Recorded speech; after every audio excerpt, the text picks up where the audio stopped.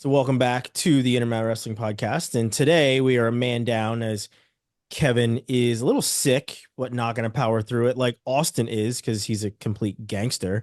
So it's just myself, Austin, and Robbie going to be chopping it up with you.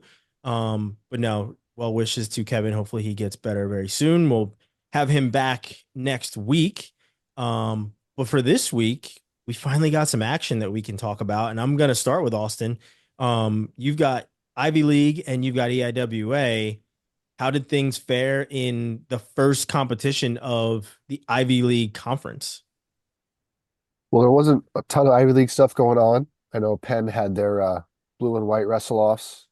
So, they weren't competing, but Princeton hosted an open and a lot of EIWA and Ivy representatives were there.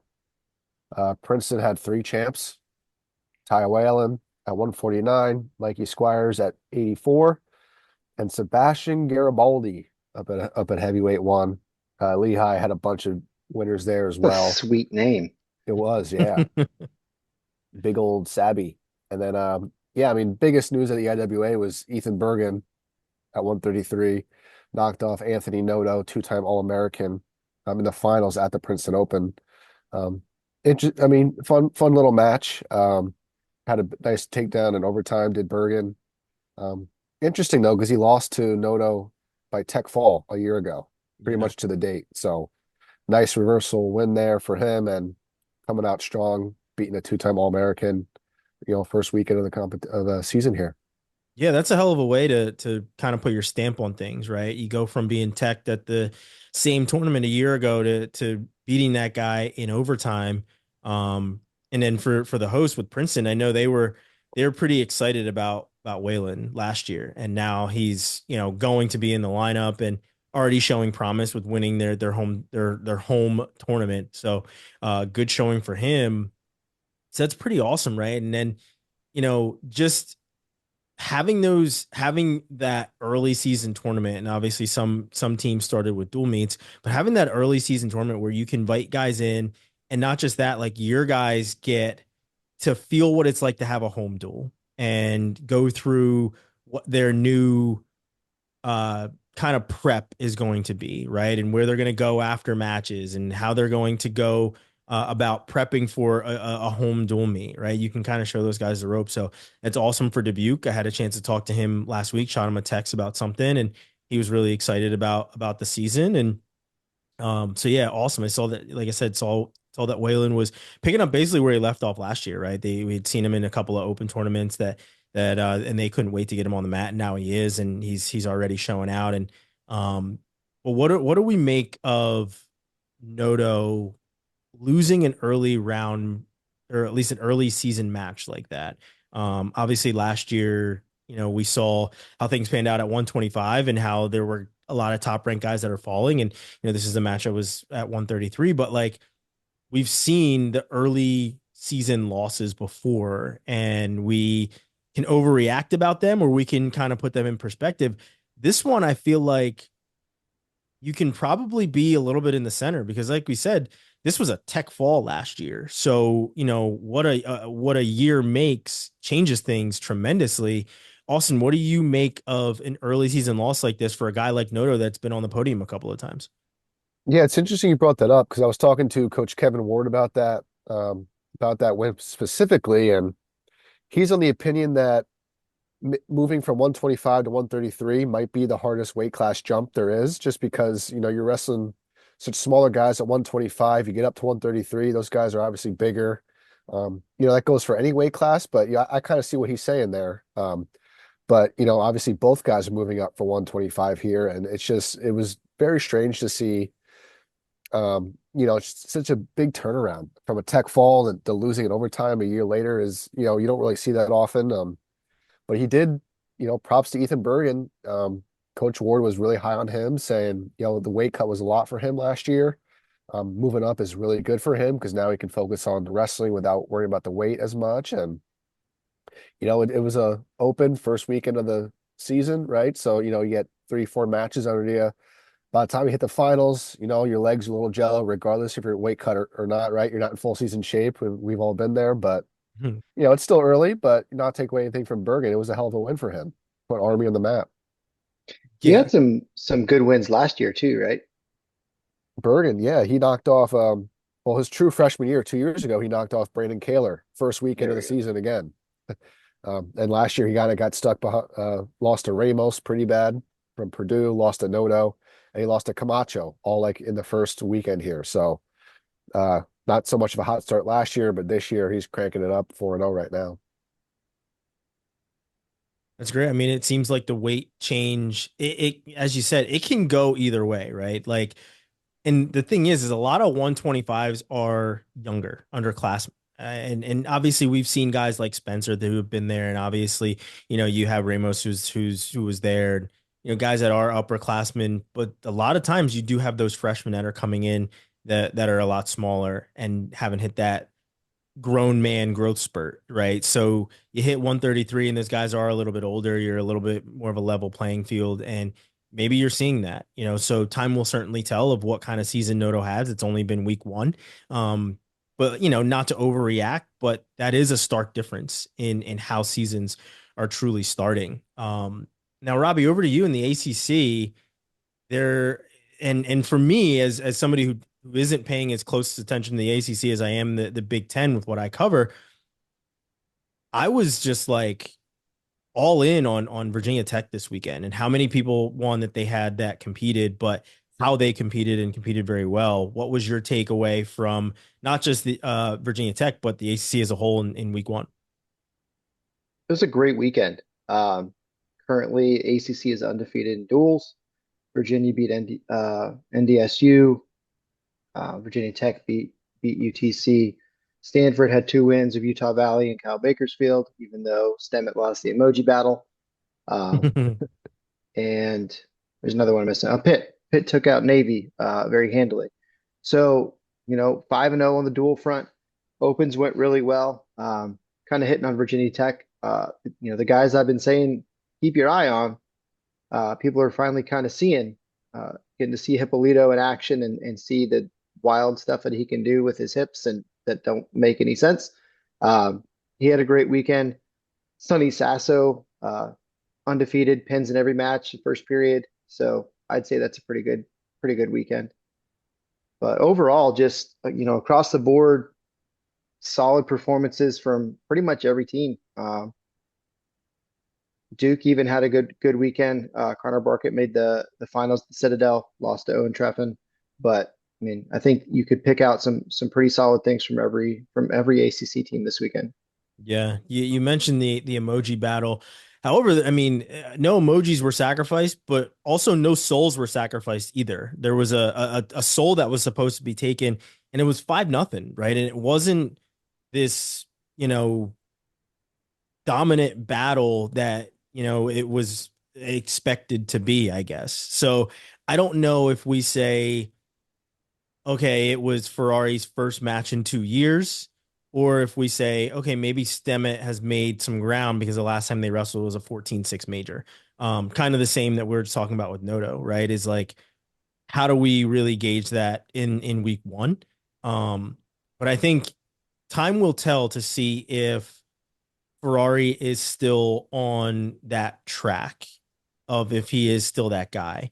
We did see some other, really big time matches that happen in that weight class and guys that looked really, really good in the Big Ten, which we'll get to. But um, when you stick in that weight class and you look at how Sonny Sasso wrestled, and obviously he wasn't wrestling a Ferrari or Stemmen or anything like that, but first period falls throughout that entire tournament. And I'm, going to completely put And in the my duel, end in the duel, right? Like full Homer hat on right now. I'm proud of the kid from the damn Lehigh Valley, right? And like you seen what he was able to do last year when he was in red shirt, and how well he wrestled, and how it wasn't like he was beating everybody in the world, but like now that he's full go and he's had a year under his belt, man, this is huge, and when I talked to a lot of those coaches in the preseason before things started, and I asked them about guys getting to wrestle during that redshirt freshman year and having those five attached,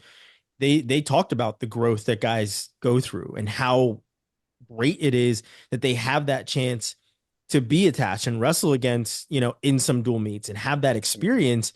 I think this is exhibit A of how well you can develop as an upper weight. A lot of the times you're seeing these guys that are normally smaller, right? That are in, on the bottom half of the weight class. I mean, obviously Gabe Arnold, we saw him last year with Iowa, but like guys that are on the lower half of the weight class, Sonny Sasso put in the work last year and it's starting to show already this year.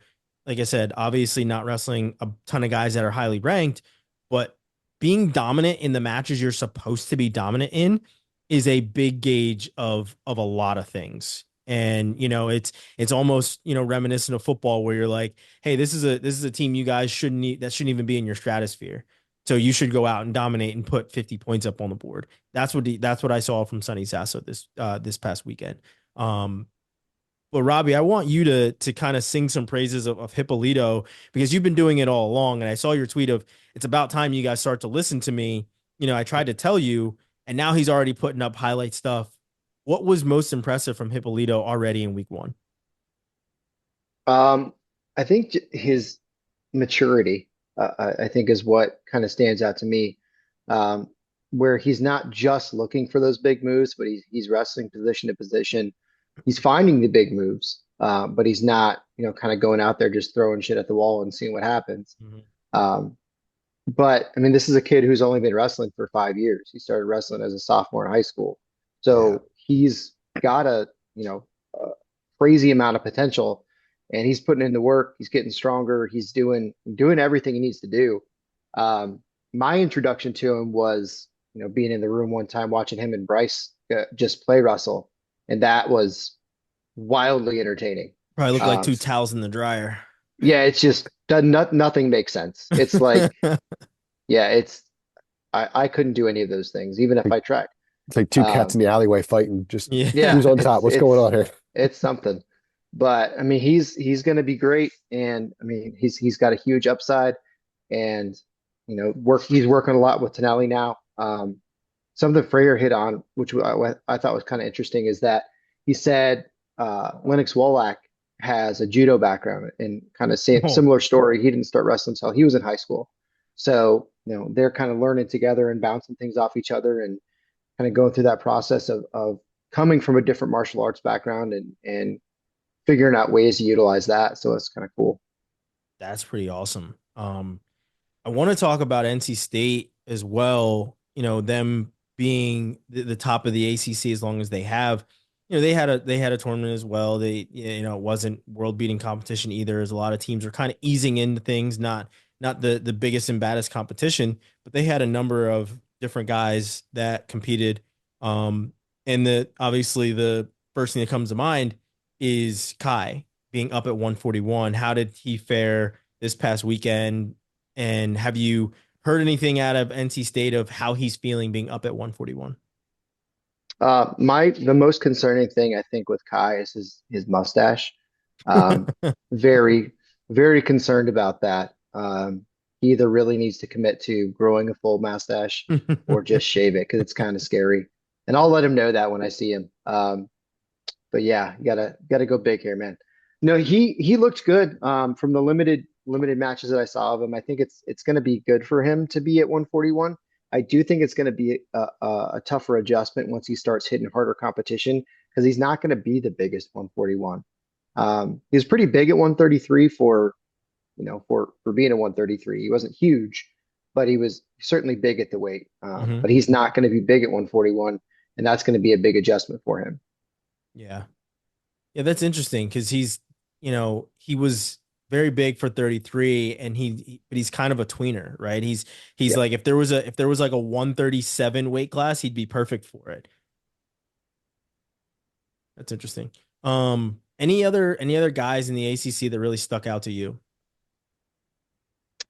Um, I think Luca Augustine looked really good in the duel. Um, Let me think. Christian Knopp looked pretty good from NC State, stepping in 197, won the title at Citadel Open or Citadel Battle to Citadel, whatever they're calling it. Hmm. Um, UVA, I want to highlight. They looked fantastic in their duel with North Dakota State. Two upset wins. Gable Porter got an upset win at 33. Kyron Butler got an upset win at 41. Um, Lots of bonus points. Rocco Contino looked fantastic. Just, top to bottom, they looked really, really solid. And I was talking with a friend of mine who, is also a coach in the Charlottesville area and has been around for a long time. And his comment was, that's the best I've seen UVA look in 15 years. And I don't think he's wrong. I think they have a really dangerous team. Like I've been saying, that it's going to take the entire first semester to kind of settle it into those lightweights and figure out what they're going to do. But Mhm. they have a lot of really good options, and if they can stay healthy, they're going to be a dangerous team this year. Yeah, I mean, didn't last year, I mean, obviously they had some trouble with scheduling and different things. Is is are things on track better for them this year? And that's what you're seeing with having a better start to their season? Part of it, yeah. By this point in the year last season, before the first week, they already had I think three guys out with season-ending injuries that were supposed to be starters. So that was kind of the story of their season. They lost guys left and right all year, and it was really just kind of a test of depth at that point. Mhm. Um, but they've changed the way they've approached practice. They've changed some stuff with their strength and conditioning program, and it seems to be paying off. But the recruiting has been great the last couple of years as well. So they have that depth, and having a year where that depth was tested, I think, is actually going to be helpful in the long run because then those guys have experience they wouldn't have had otherwise. Agreed. And you guys had a little crossover, a little Navy Pitt action, and obviously, Austin's gonna Don't want to take talk about it. Austin's gonna take Navy, and That's fair. Robbie's That's gonna fair. take Pitt. That was not pretty for Navy. I mean, we expected it to be a little bit better, and maybe we were basing it off of Navy's hot start last year, thinking, okay, this can be something that can turn around, even though they didn't end the season on as much of a hot start as they did to start. What did you guys make of the really good start by Pitt, I guess, and the not so good start from Navy? Yeah, it's I think you got to give credit to Pitt. They were ready. I think that they kind of circled this one a little bit. Felt maybe they should have lost that one last year, right? With Navy coming in, but I think Navy just like we talked before we started. I think you wrestle this match a month or two into the season. It's a little different, obviously, but a lot of those matches weren't even close. I'm looking at the box scores here. It's like 16-2, 16, major after major, and Mm-hmm. just kind of a beat down from Pitt there to my Navy midshipmen. Not a good showing, but like we keep saying, it's still early, right? I think as a battleship was sunk this weekend for sure. Yes. It was domination from the jump. They started off with a pin and a tech fall. Their only win for Navy was Coderant over Santana Yellow by 1 point. And from Even there that it was a was it close was one. Yeah. yeah. It's other than Wask and Augustine, another 1 point match. Third time they've had a 1 point match in the last three outings. So they've continued to go back and forth, and I think Luca looked really good. Um, was really really impressed with Dayton Pitzer. I know Larson's not the best competition for him to kind of gauge anything, but I think he looked really good. Is there any other crossovers that you guys have this week? Any Yeah, other? Navy's going to lose again to North Carolina this weekend. Hey. Oh man, I There's actually love going it. to be a couple good matches in that one that we can hit when we start talking about previews. I mean, if we're gonna hit on North Carolina, Sonny Santiago did not have the best weekend, and I'm hesitant to say anything because I'm obviously very good friends with his dad. But I mean, not hesitant, but like it's it's not good for him to have that type of opening weekend whatsoever. So hopefully he can bounce back. Hopefully he can make some changes, but that's not a good way that you want to start things off. I mean, it wasn't terrible, certainly wasn't optimal, um, but Gaj is going to be really, really good. I mean, losing to a high schooler sucks, just in general as a college guy, but that's not a slacky random high schooler either. He's Yeah, I pretty had damn a I good. had a chance to see get a guy at um Elite Eight, and one I had no idea how to say his name. Still don't. His name is Guy. That's how you pronounce That's it. not what it says. It is Guy, yes. But he is good. He is very good. He didn't wrestle in the championship dual meet, but he was pretty dominant throughout that entire tournament. Um, and obviously that's an off-season tournament, so he's not in the best shape, right? But looked very, very good. Looked very, very good. So he does have a big upside. I expect him to do very well. I mean, not just in high school, but on the next level. Um, Yeah. I he's think he's good. the bigger concern for Sonny was the loss to kid from Davidson, um, Tanner Peak. Hmm. And just kind of across the board, Sonny didn't really look fantastic. I mean, he scored some points, he got a couple takedowns in all three of his wins. He just didn't look like, that he appeared to have kind of turned the corner last year and was figuring things out and making some really good runs. And he didn't look the same as he did last year. So I'm interested to see, maybe it was a bad cut, maybe he just wasn't quite ready yet. Um, but I'm interested to see what he looks like next weekend. Yeah. But I mean, on the whole, UNC had a great weekend. Um, Spencer Moore was undefeated, won the Southeast Open. Um, Gosh, who else? They had Ethan Oakley, first year, he transferred over from App State. Jaden Scott at 41. Lachlan McNeil made the finals and lost to Ty Waters of West Virginia. I think it was a sudden victory match, and Waters got the takedown and sudden victory. But just kind of overall, they looked solid. A couple champs in the freshman division as well. So it's good to see the youth making some noise for UNC. I think that says a lot about where they're already at under Cole in year two. So I think that's a positive. Yeah.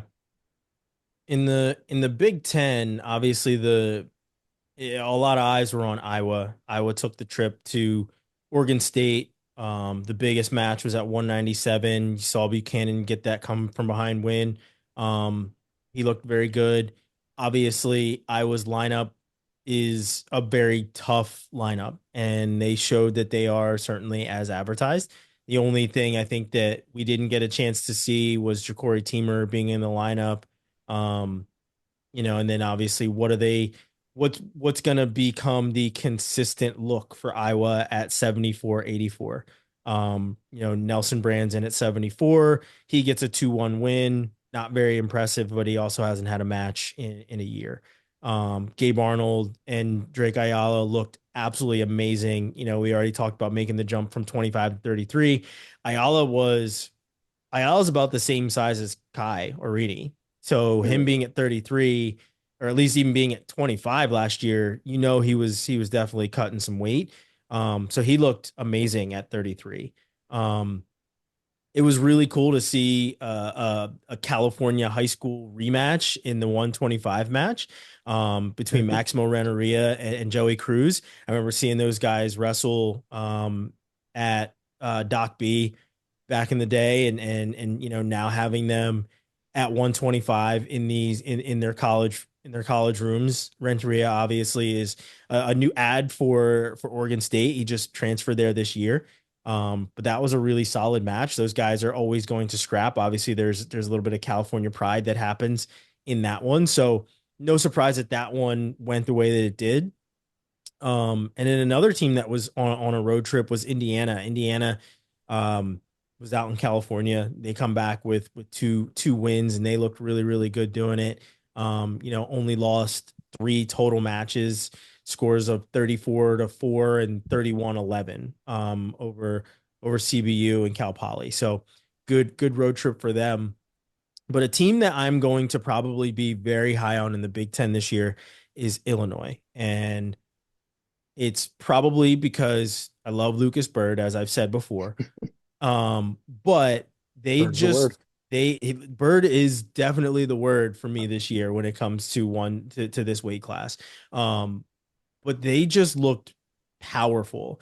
They opened up last year with SIUE. They opened up with them again this year, and it was a stark difference. I think final score, I have to take a look, but it 41 to was 3.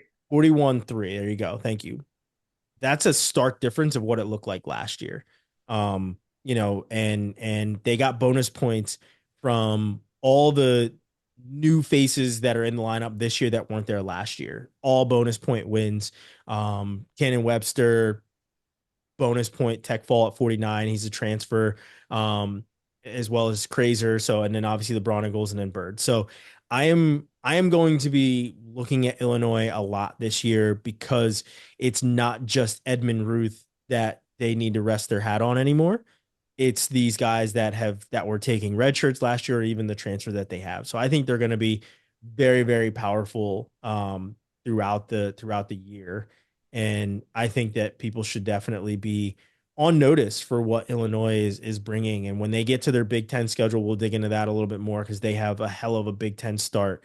But that's not till after the new year. Their Um, non-conference schedule is really good too. it is, yeah. They have a really good schedule this year that I think is going to have them prepared when we get to the latter half of the year. I mean, they're wrestling Arizona State this weekend. And obviously Arizona State lost a lot of firepower with losing Teamer as well as Parco to Iowa, but they're still Arizona State, right? They still have very good guys in that lineup. So the journeyman event that's going to be happening in Bethlehem. Austin, are you going to that? If I get over my little flu game here, like MJ did, I plan on being there. Yeah, it's in the old stomping grounds. Yeah, I mean What it's gonna be good. let's go back to this SIUE match again real quick. What Yeah. this box score is very interesting. Um, we have bonus points across the board except for, what you would expect to be the highest ranked guy on the Illinois team, with Edmund Ruth winning in sudden victory Sudden victory. against Darren Pulliam, who I've Yeah. never heard of. Yeah, that So that what stuck what out what to me happened too. there? I don't know, honestly. It's just, and it's something we saw with Edmund Ruth last year too, I was gonna say he where usually gets a little slow and yeah, then like really it's picks it it, up. Yeah. it's very weird where he's very good. He has the kind of the same lax style that Ed had, but without the sheer dominance of a finishing cradle that we saw from Ed as well. And I hate to make comparisons with siblings and with relatives and stuff, but they wrestle very similarly. They certainly do wrestle very similarly. Um, but when you watch Edmund, like I said, it's a little bit too lax in certain situations, maybe where you feel like he should be picking it up or you feel like he should be dominating. He certainly should have been dominating in this match, and he didn't, right? So again, not to overreact to early results, but from what we saw from him last year, where it was just like, man, there's definitely something to be said about how he looked in a lot of in some dual meets last year. Obviously, he ended up an All American, but he looked this way in dual meets too. Maybe it's taking things a little bit lax and not really getting up unless the lights are the brightest. But yeah, that kind of stuck out to me too, where you're just like, all these guys, Bird, major decision, Pacino, major decision, Webster, tech fall, pin from Crazer, um, another tech fall at 65 from Skulls, and then obviously tech falls from the Bronigal brothers, and then a major decision at heavyweight. I mean, the only loss was at 125, where that was honestly shocking because Adazov is very good and expected to be kind of a force for them. But outside of that loss that they took at 25, you're just kind of looking at Edmund Ruth and you're like, man, sudden victory. What was really going on, right? And maybe it's just an early match where, we shouldn't be overreacting to it, probably. But as I said, he had those same style of matches last year. And you're just like, has he gotten over, I don't know, maybe the laid back, lax type of attitude in some of these bouts? So yeah, we'll see. I mean, certainly time will tell how things go, but Yeah, that was an outlier of the rest of the team's results of nothing but bonus point wins. Um, and then also, I know we talked about the Clarion Open, Michigan as well as Ohio State, both were at the Michigan Open. And the result for me that was like, oh, okay, was Ben Davino beating Nick Bouzakis 5-3. Yeah. Freshman comes in and, beats your potential starter. I don't think that this changes anything within the team and within the team dynamic, really. I think Buzakis still will remain the starter. I couldn't see them putting Davino in because of this one result, but it definitely shows you that Ohio State has a guy that's potentially going to be on the shelf that can do some damage. Outside of that, with Ohio State, seeing Rocco Welsh up at 184, I don't think we make too much of it. I don't think he stays at 84. I think it's just the opening season tournament wasn't going to get down to 74.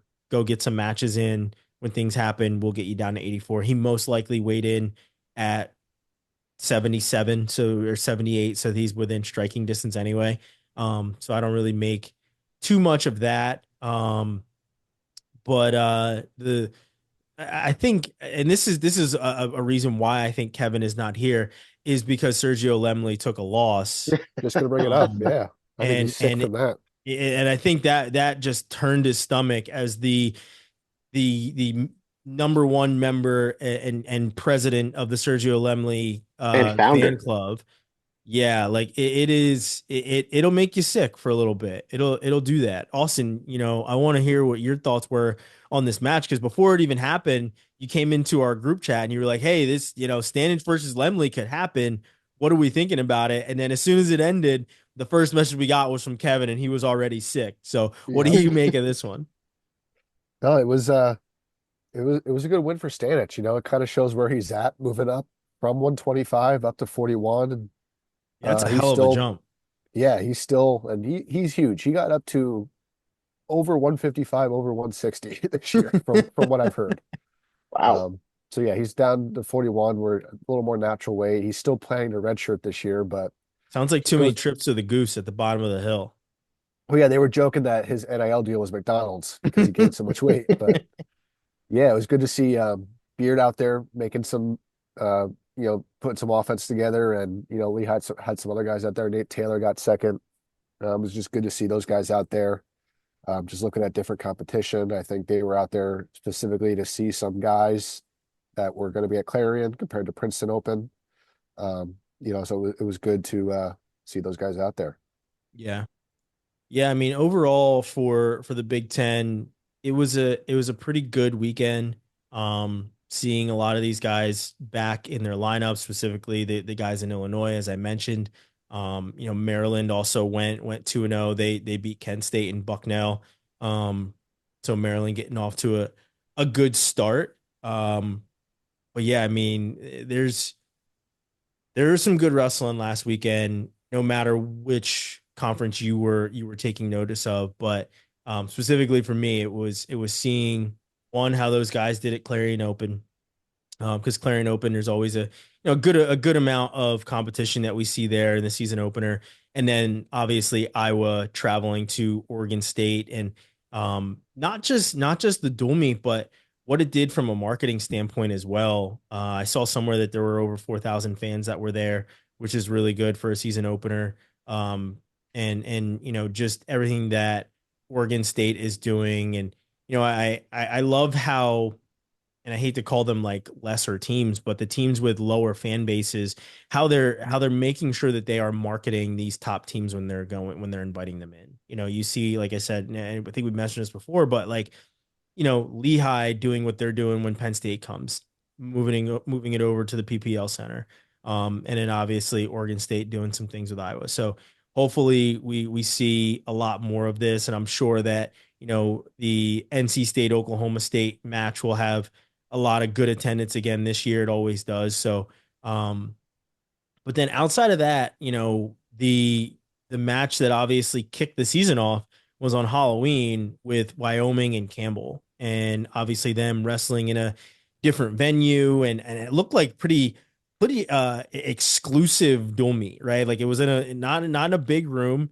but the challenge hat was thrown on the mat. Guys were wearing, these cowboy hats. There were some chaps that were being worn from the coaches, and it was awesome. And I love the theme of what they did. And um I had seen, I think Scotty Sentis said, I think, we're going to have to run it back now that it's 1-1 over the last 2 years, where each team has now won a duel. So I thought it was awesome. Hopefully we see more teams kind of get into the spirit. And I know we mentioned that I think Campbell's going to be doing another dual meet that's, not in a normal venue. So let's keep the marketing going with a lot of these off campus type of duels. But I want to move to this week and what we have coming up. And I'm going to start with you, Robbie, in the ACC. What has your attention this week as we go into, for some, week one, but for the rest of us, week two of the ACC.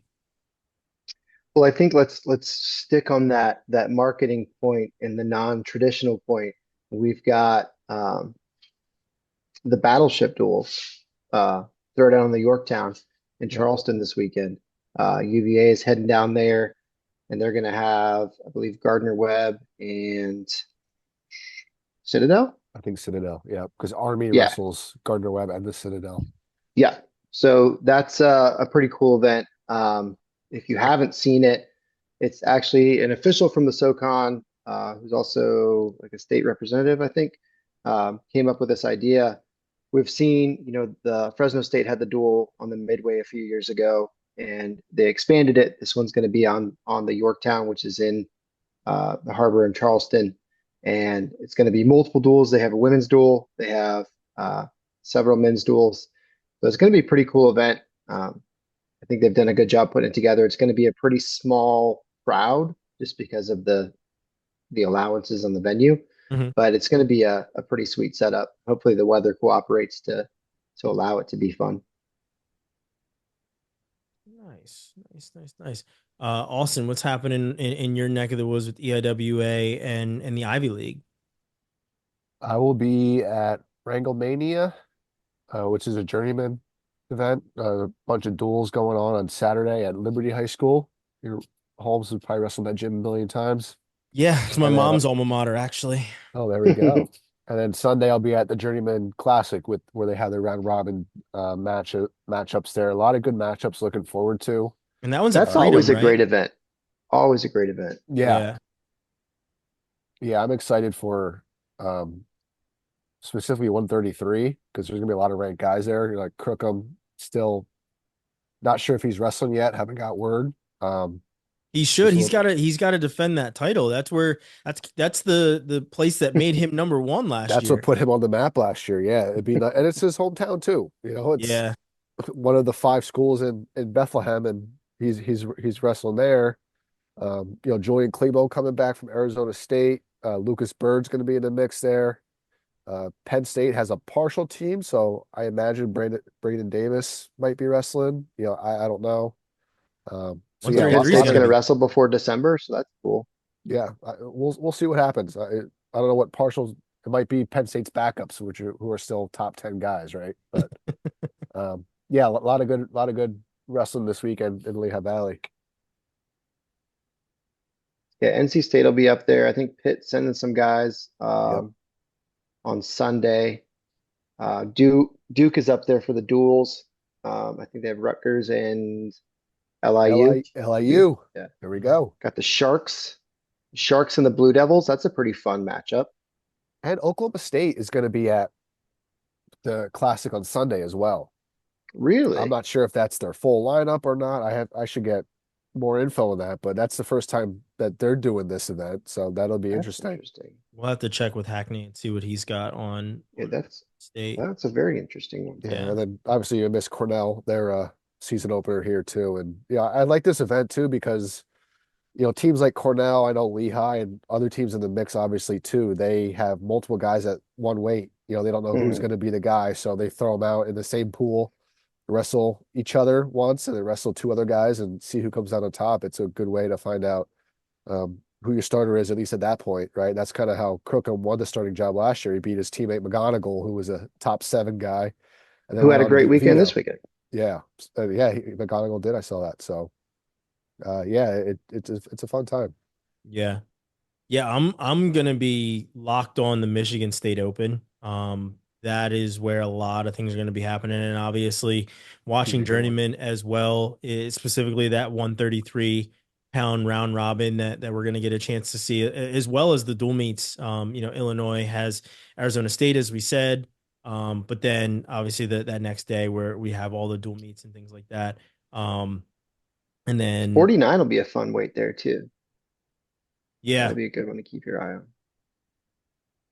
Yeah, that should be a ton of fun. I'm trying to think what else? What was the other one that I So was looking at? Stanford is making their first big trip, going to the lovely state of Iowa. Hmm. They'll have Iowa State and Iowa this weekend, so it's going to be a hell of a weekend for the Cardinal. Um, Coming off, 2 duels last weekend. Um, Garvin getting upset by Bear Claw. That was a pretty big match. So it'll be interesting to see how he bounces back, because he's gonna have some tough matchups this weekend too. Yeah, that is for sure. Yeah, it's I and we said this before we hopped on. Like, this is what it's going to look like for Stanford, where it is going to have to be some road trips that they're doing and getting a number of duels within a couple of days. I'm looking forward to seeing how they do against Iowa and Iowa State. And then obviously with Utah Valley is taking on Nebraska in Lincoln this weekend too. So that should be pretty awesome to see how Nebraska, who is a top 5 team right now, how they look in a dual meet. I don't think they've had anything yet. Yeah, I don't think that they didn't compete last week. So this will be their first competition, and it's a home duel. So hopefully they can pack their gym as they welcome Utah Valley and see what they can do. So, all eyes on them as well as they look to live up to their ranking, right? Like they come in with a ton of guys that are returning, and then obviously you have All Red as well as Lenny Pinto dropping to 74 and 84. And then Taylor dropping to 65. So like there's a lot of guys that are dropping weight in that lineup. It'll be very interesting to see how they compete down I at want to these see how that weights. goes over the course of the season. That's a Yeah. that's a lot of cutting. Um, I so saw some of their. I mean, they had their wrestle offs last week, so and it was in their wrestling room, and you know, I think I saw some clips or something like that. I didn't watch full matches, but um it's gonna. I mean, they look. A lot of those guys look really good, but So yeah, Caleb I Smith lost. yeah, I did see that. That was the thing that kind of caught my eye as I was scrolling through. I was like, oh, okay, let's check this out. But yeah, I think you're right, Robbie. Like these guys, I mean, they've commit to it, and you've seen pictures of them, you've seen them in some videos. They say there was a video of Silas Allred talking about dropping down to 84. He looks good, looks strong, but there's a whole Big Ten season that you've got to keep that strength. I wonder how much load management will be involved in their season to keep them healthy and not banged up when the latter half of the season comes along. Because I mean, we've said it a number of times. The Big Ten season is rough, and they're a month out. They're a month out from it. They have Vegas like always, which is always tough, and will be a very good gauge for them. But no, this weekend, them having Utah Valley, obviously that the big one will be the Bear Claw match. But then, Iowa having Stanford and then the Michigan State Open and then things that are going on in Bethlehem are some of the bigger things that Garvin Caliendo will be a great match. are happening. Yes, that's what I was gonna get to. Caliendo looked pretty darn good in Oregon State, and I think that's gonna be one that will be probably the premier match of that dual meet. Yeah. Will be the one that people should be looking out for this weekend. Um, And then I know we kind of skipped over it, but I want to get to the Big 12.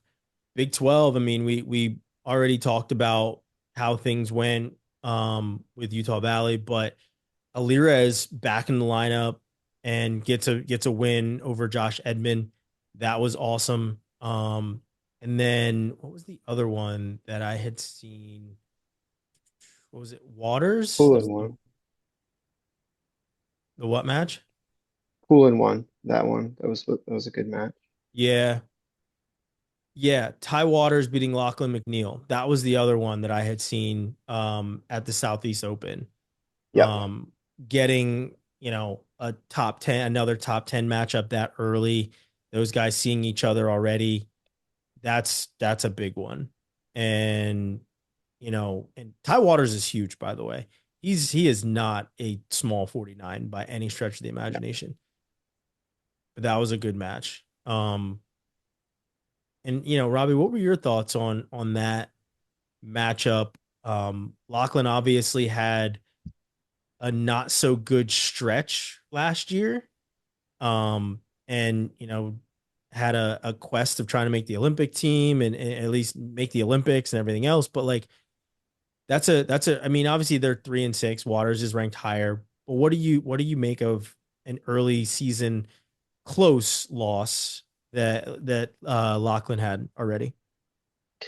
I don't think I make much of it. It was a sudden victory loss to the number three guy in the country Yeah. at a new weight. So I'm not going to put too much stock in that. I think Lachlan, um, better than a lot of people in the country, makes adjustments um, and is able to fix mistakes pretty quickly. Which we Um, saw him do it at NCAs last year. yes, I mean he's a two-time All-American for a reason. Um, Canadian All-American, all Canadian American. I don't know how that works. All American Uh, Canadian. there we go. But I mean, I'm not going to make too much of it. It didn't have much other competition this weekend. Max Peterson was probably his best match of the weekend, rankings wise, and he won 9-4. So, I mean, not a whole lot to take away from that. I'd like to see him against Waters again later in the season. I think size wise, Waters is a lot bigger. He's cutting down to 149, and Lachlan just moved up. So, I think that's a difference there. Agreed. Yeah, I don't think there was really any other. Let's check Pac-12. I think we talked about all these already. Yeah, Oregon State.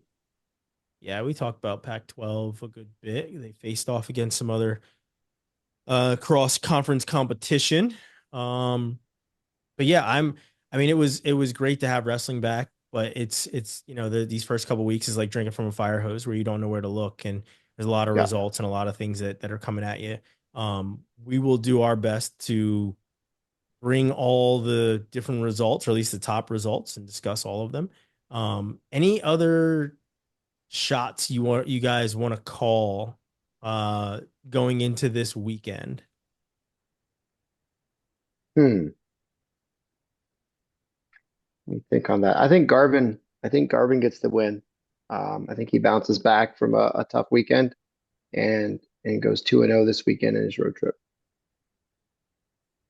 It was like a MJ Gaitan for Yeah, Iowa State and then Caliendo. So it's not going to be an easy weekend. Um, but that's going to be an important one. Caliendo looked tough, man. I don't know. That's a taller order than the MJ match. Agreed. So he's More gonna have expensive to, too, but that's a different conversation. yeah, a lot more expensive. Austin, anything happening in your part that we missed, or you want to call any shots? You want to make any wagers on who wins that bracket at 133 at Bethlehem? Ah, I just don't know who's going to be wrestling and if they're going to be in the same pools, because Yeah. this When do they journeyman do the bracket, pools? Do they release them on Saturday? it's usually that morning. Yeah, Yeah. it's usually the coaches get together the night before and hey, my guy's number 5, your guy's number 8. We don't want them to match this early, so they'll be on opposite pools. I Um, hope that they're just like, put all the dogs in one ring and let I them mean, we would scrap. all love that, right? It just doesn't happen. But Yeah, you and know, it's I mean it's early enough. It's it honestly is. early enough. Like, and I don't know, maybe I'm stupid, right? But if I'm a coach, I'm like, I want my guy to see what Crookham is all about, right? If Crookham is in there, I want, you know, if I'm Julian Klebo, I want to wrestle Crookham, and not just because we're from the same hometown, right? If I'm Yeah. Lucas Bird, I want to see what Crookham's all about. He's the top ranked guy in the country. So I wouldn't want any sort of, and obviously me as a fan, I want to see all those guys in one bracket. But if I'm a coach, I want to see it too. You want to see how your guy matches up. You want to see how he's ready, and and having that match at this point, that's nothing but teach tape for later on. That's something that you can watch and see what a guy transitions into as the season goes on. And I'd want my guy to go out there and feel it, see what he's got, feel what his technique is. I Holmes, mean, how about an all D11 pool with Klebo, Brett Unger, Crookham, and Ryan Miller from Stroudsburg at Penn. I'm calling Frank Pop right now. We gotta Yeah, I get it going. mean, if he's smart, that's what he does. That's how you get the butts in the seats. The Lehigh Valley Yep, will come out for that one. for sure. They certainly will come out for that one. But I mean, that's a pretty awesome. That's a Brad Wilson has his work cut out for him if that's the pool this weekend. So Oh yeah. we'll certainly see. But no, I mean, that'd be awesome. I mean, if we just go through and look at, potential participants in this tournament, 25, Richie Figs, Jacob Camacho, Greggy D, 33 we've already hit on, 41, Orini will be making his big test there, Henson, Yasagiri, Composto, Vince Cornella, so there's some good competition there. 57's Meyer Shapiro and Ed Scott. Now that's going to be a fun one. 65, Julian Ramirez. Derek Fields had a great weekend. Interested to see him against some tough competition. And 84, Edmund Ruth, Chris Foca, Dylan Fishback, Reese Heller. Another good weight. 97, Beard, Bronigal, maxed out. There's going to be some potential fantastic Yeah. matches. No, I agree. 285 is a great weight too. Colton Schultz on his 37th year of eligibility. Nathan Taylor, Isaac He hit Trumbull a making knee the the other day. no way. He it and Look, I I'm mean, 40 and my knees don't work. I know his don't. I don't know if it counts because it was during the wrestle off, but the man hit a knee, and I nearly fell out of my chair. I was like, Yeah. Colton Schultz still knows a penetration step. Wow. Didn't know this man could be a leg grabber. And I what I should have said, I should have tweeted it and said, looks like Colton Schultz is transitioning over to freestyle because he's taking shots now. Seriously. But yeah, I'm pretty sure I saw a highlight of their inner squad, and he hit a knee. He got a takedown on a shot. Maybe he felt comfortable enough to, hit a knee on a guy that is basically his partner. But yeah, the man hit a knee. It Good to see happens. him open up. I like that. Yeah, score more than 3 points a match. That'll be cool. You're gonna need to. You're gonna need to hit a knee if you're gonna beat any of these guys. This Yeah. is, I mean, Yeah. Yeah, that's a great lineup there. Schultz, Taylor, Trumbull, Corey Day, Dayton Pitzer, Luke Luffman. There's some talent there. That's going to be a good way to watch. Yeah. listen, Iggy Adaldi, the Campbell.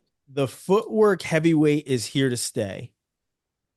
And if you're not Yeah. moving your feet, you're in trouble. Slow feet don't eat around these parts. So you better get moving, hit a knee, have some sort of snatch single, get the footwork going, because these heavyweights have the footwork of defensive linemen now, where they hmm can they can move across the mat and they have body control as well as strength.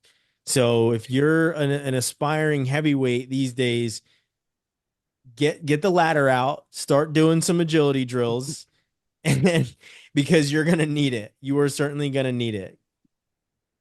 Yeah, I saw So some highlights of a Feldman from Ohio Yes. State wrestling. Like that guy Yeah. he is a sweet sweep single. He's a large gentleman now too. He put He's on like some yeah, Darian weight. Cruz times three with that sweep. He he just put got on some They're wider, damn weight. nice. just wider. Didn't get any more neck, just wider. You hit on Gadiali. Now, but kind of looking at that first day of the event, NC State and Campbell have a duel. So there's going to be some really good matchups there. Camacho, Anthony Moulton, that'll be good. Um, Isaac Trimble, Tegati Ali will be really good. That'll be a great test for both of them. Oh, Christian do Knopp, Levi we? Hopkins. I didn't look. Do we get? Is there more Lock Haven versus NC State again this year? They do No. not duel this year, no, I wasn't which is sure. probably good. Yeah, I think they're Yeah, I barred know from competing against each other. Yeah, that got Austin a and little I chippy, a were little chippy. yeah, Austin and I were calling, I think the last time they were That's there, right, we were, yeah. and